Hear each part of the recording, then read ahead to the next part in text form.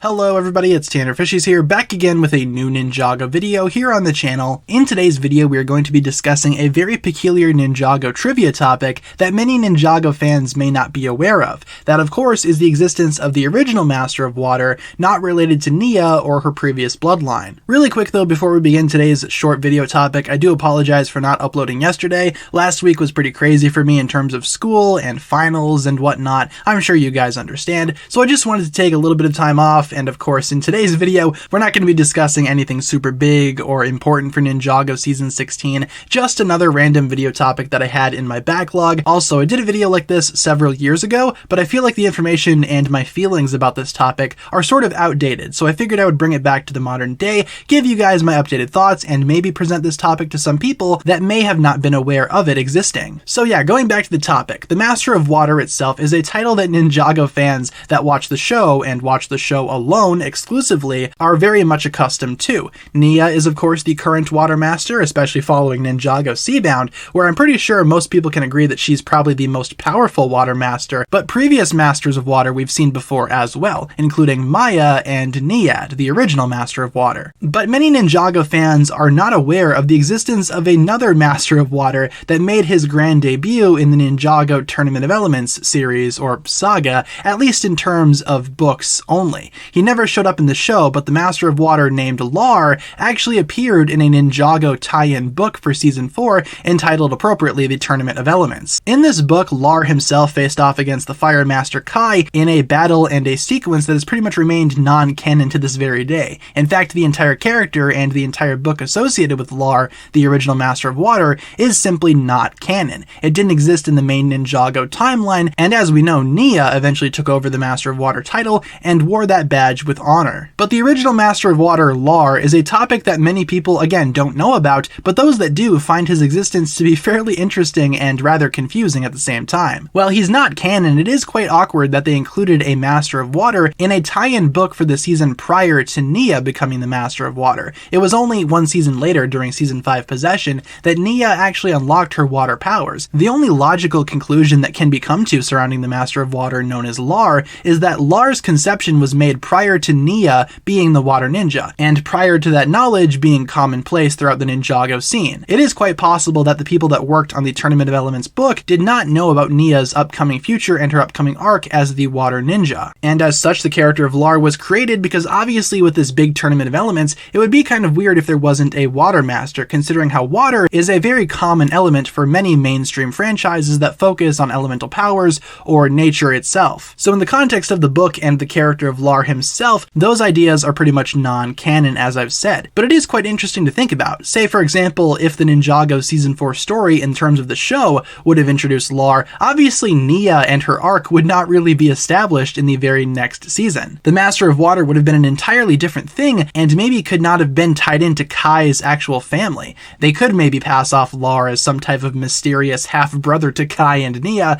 that obtained Maya's water power if they really wanted to go that route. But again, the character in association with the show just simply does not exist. But if he did, that would mean that Nia would not have any type of Water Ninja arc, her big moments during Seasons 5 and 6 would not have happened, and most recently in Ninjago Seabound, the idea of Nia merging with the Endless Sea obviously would not have been able to take place if Lar had still been a thing. If Lar continued to be a canonical idea, maybe we would have seen the character of Lar take up that mantle as being one with the sea. Maybe Lar could have joined the ninja team after all. That idea is very much up in the air, as Lar really didn't have any traction outside of this one particular book for Ninjago Season 4. The closest that we've seen to Lar actually being canon in the Ninjago show actually comes in the form of a Ninjago story written by Ninjago series co-creator Tommy Andreasen, entitled Way of the Departed, taking place in between Season 7 and Season 8. Now, Way of the Departed is not confirmed to be canon, but it's also not confirmed to not be canon, if that makes sense. It's a could-be canon story that, again, pretty much bridges the gap in between Season 7 and Season 8. The section on Lar reads as follows. Apparently, some charlatan called Lar has passed by the village and convinced everyone that he was the Master of Water. He had even duped a local publisher to release fake stories about his legendary battles. So in terms of the Ninjago canon, if Way of the Departed is canon, Lar is simply a wannabe elemental master, a poser that really doesn't deserve the credit that he's asking for. And I think that's as best as we're ever going to see to an official canonical Lar appearance. I doubt this character will ever appear in Ninjago's future, considering how it's been years years since his first appearance in that Tournament of Elements book. I doubt the Ninjago staff would ever want to introduce Lar at all in the context of Ninjago's modern day story. If Lar were to have been an actual character that would have made his way into the Ninjago storyline somewhere in the context of the Ninjago TV series, it almost sounds like he might have been another throwaway character similar to that of Clutch Powers or Dareth. It kind of seems like he would have that type of vibe going on, especially with the context that we read in Way of the Departed, where he appears to be some type of poser, some type of fake elemental master, a fraud if you will. It kind of seems like the Ninjago series would go in that direction to introduce the character. I don't think we would get the official Master of Water, the official elemental master that Lar was in the random Tournament of Elements book, because as I've said, in the context of that particular story, Nia kind of has that spot reserved and has that spot taken up already. And I enjoyed Nia's arc from what we saw from the Ninjago TV show. I liked seeing her transition from Samurai X into the Water Ninja and go even farther during events such as Ninjago Seabound. I think that was super powerful for the character of Nia, and that type of arc would only fit her character specifically. If Lar were to have been established in season 4 though, I feel like they could have easily switched up that story arc to be focused on that particular character. However, in my opinion, they made the right choice by introducing Nia into that water elemental power. And if the character of Lar were to have existed and taken that away from Nia, it might have ruined Ninjago's story moving forward, especially revolving around Nia's character. What exactly would you do with Nia at that point? Would she remain Samurai X?